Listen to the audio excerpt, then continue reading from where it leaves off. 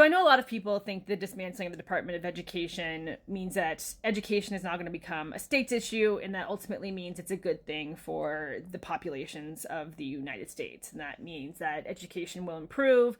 And I've seen a lot of videos that have countered this argument, but there's one point that I haven't seen made a lot that I want to make now. If this is the state's issue, then there are 50 of them, and that means that there will be a ranking, so somebody will be the very best and somebody will be the very worst. I want you to ask yourselves, is that good enough for you and your children?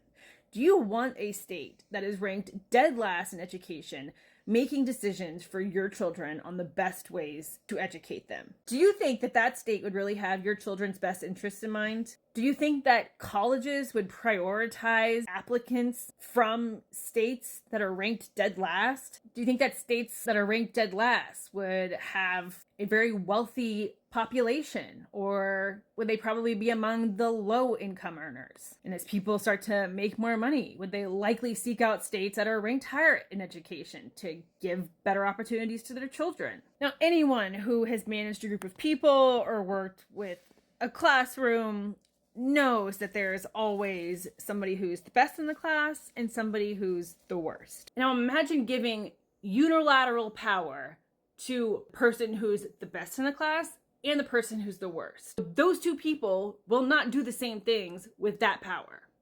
For example, one state may say it's really important that no student goes to school hungry and we invest in after-school programs. And another state may say we should have Bibles in school.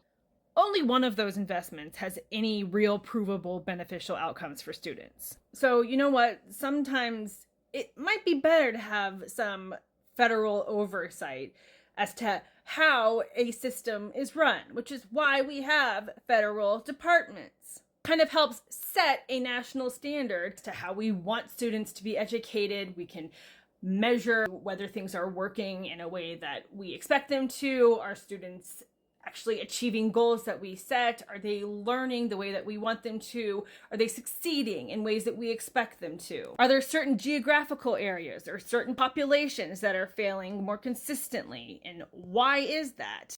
What are the things that we can do to help improve those areas? Because what the right fears beyond anything else is an educated population.